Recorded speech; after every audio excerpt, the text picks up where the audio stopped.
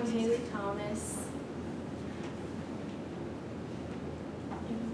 I'm Megan. I'm from Newtown, from Fort Berthold. I'm Tiger Lacombe. I'm from Blackfeet Nation.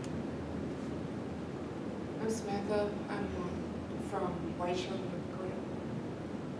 I'm Lexiana Jeffrey. I'm from the I'm Megan Whitmer from Whiteshire. And our topic today is Indian Health Services deliver inadequate health care. And the topic question is, why does Indian Health Services deliver inadequate health care? The definitions: why, for what cause or reason. Indian Health Service, an agency within the Department of Health and Human Services that is responsible for providing federal health services on reservations. Inadequate is lacking the quality or quantity required, and deliver is to provide. Good. The Government Accountability Office, GAO, put the IHS and other Native American programs to its high-risk list due to the problems they already face and their ineffective administration. A population with serious afflictions such as significantly lower life expectancy rate and much higher rates of illness, infant mortality, and death is served by the long-struggling medical system. The GAO reported that IHS is unable to pay for all eligible services. This results in a delay of diagnosis and treatments, which can increase the severity of patients' conditions. Patients have reported difficulty scheduling appointments and primary care visits because of extended wait times. There were several reports on IHS, and most of them called for improved or increased oversight. Old and deteriorating equipment, technology, and infrastructure, such as analog mammography machines and phones with not enough telephone lines to accommodate patients' appointments. This is due to the insufficient funds provided to IHS. And a good place to start would be with sufficient resources and reliable, capable managers. IHS receives less than half of what is required to offer Indian country residents high-quality treatment all year long. Unfortunately, taking such action won't definitely make the agency better, but it might stop it from growing worse. IHS is funded through the appropriations process each year and collects funding from private insurers, Medicaid, and Medicare. This is still not enough for it to function properly. Researchers such as Westmoreland and Watson believe that the IHSs are underfunded, and the only way to fix this problem is to change the budget classification. IHSs are not mandated to receive federal funding during annual fiscal appropriations. Medicaid, Medicare, and Social Security are all mandated. For the IHS to keep pace with those programs, it will need the funding that they receive. The funding for IHS is much lower than any other government-run health program. In 2017, the IHS spending per user was $4,078, which is less than one-third from the Medicaid spending unit, which is $13,185. The budget increased from $4 billion in 2010 to $6 billion in 2019, but the increase in budget only serves for maintenance fundings. The IHS is part of the Department of Health and Human Services. They are run by the Interior Subcommittee, whereas most tribal issues are handled by the Department of the Interior. The Interior Subcommittee only has a budget of $31 billion, whereas Health and Human Services has a budget of $154 billion. Medicaid and Medicare are classified as mandatory programs, and IHS is classified as discretionary, which means the budget can be revoked or decreased each year without legal consequences. The IHS appropriations are never guaranteed or required to reflect the previous year's funding, inflation, cost of technologies, and population growth, which means that any of these aspects are not considered when the government gives funds to the IHS. IHS served 1.7 million tribally enrolled members nationwide in 2021. In 2020, IHS hasn't been adequately able to meet basic patient needs. On some reservations that are in remote areas are referred to as third world countries. The Indian Health Service employs more than 15,000 people. Vacancy rates are highest for doctors, nurses, and dentists. According to Nora Maybe's July of 2023 article from the Missoulian newspaper, the IHS in Billings, Montana area has served 80,468 people, with vacancies of 51% for medical officers, 51% of nurse vacancy rates, 48% nurse practitioner vacancy rates, and 44% medical assistant vacancy rates as of 2020. To recruit and retain Retain staff is difficult and is a struggle, especially in remote locations on reservations.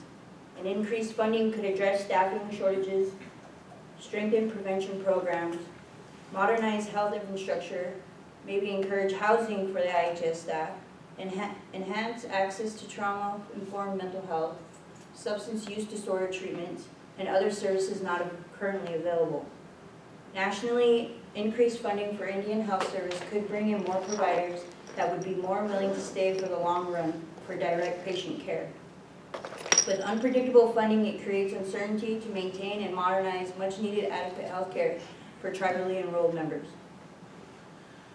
A broken system. May of 2020, the Navajo Nation was the highest per capita of COVID-19 victim in the United States. It was made by far the worst liability system of the local, state, federal, and also tribal data reporting systems. They often do not communicate with one another or share any information. The CDC or Urban Indian Health Institute's ECHO-HOP, a reliable database in the AMP Research Lab, reported that at least 5,477 indigenous deaths. As of March 2nd, the indigenous investigator requested data such as location, race, ages, but all these requests were rejected. In different states such as Arizona, New Mexico, Utah, and Colorado, the CDC website states that the cause of death information was perfect, but the agency has estimated that 20 to 30% of death certificates have had issues. They were inaccurate, but these agencies did not respond. In 2021, the Urban Indian Health Institute reported that the report card that gives out grades for the quality of reporting COVID-19 data for indigenous was giving a grade C or lower. ECHO-HOP believes that this information will help give leaders smarter decisions, and the scientists think about the vaccine also would help measure the success and failures of the healthcare system. Good. Mine's like about the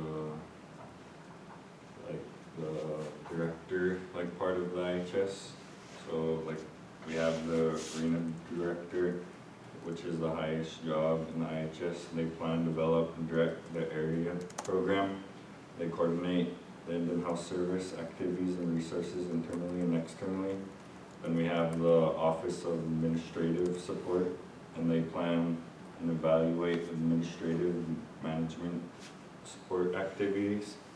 They basically advise the area director to take a look at the issues in the hospital and make sure they make the right choices for the IHS.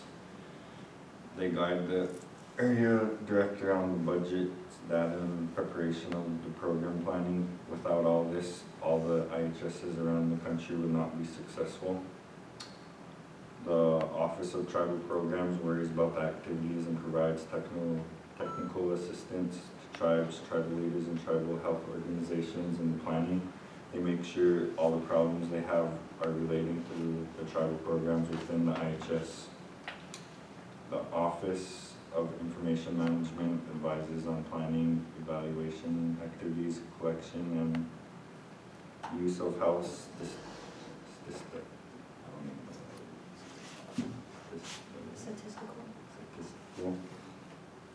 data and automatic data processing. They are the coordinators of the health planning in the agencies in the area. The healthcare program advises the arena director on all matters related to healthcare program operations. The Office of Environmental Health and Engineering advises the arena directors on environmental health matters, provides direction on construction, maintaining, and improving the health service health facilities. Thanks. why does Indian Health Services deliver inadequate health care?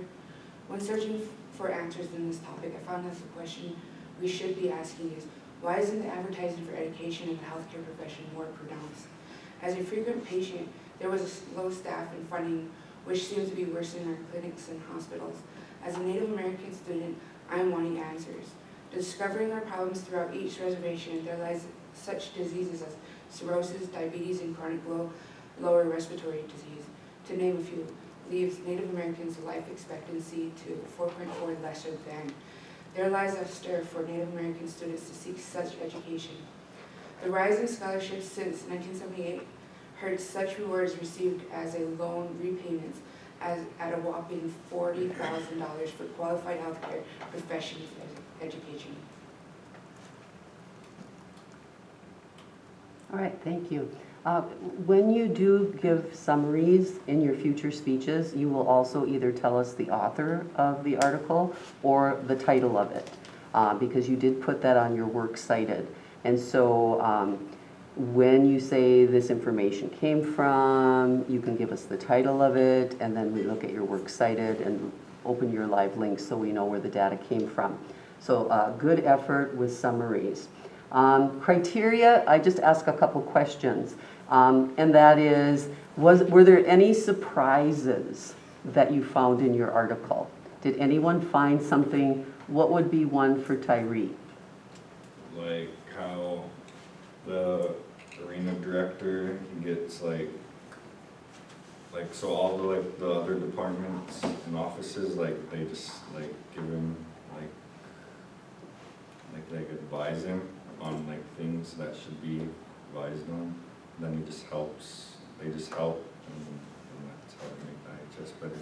And you have to be a director of Indian Health Service at a reservation. You have to be made of steel.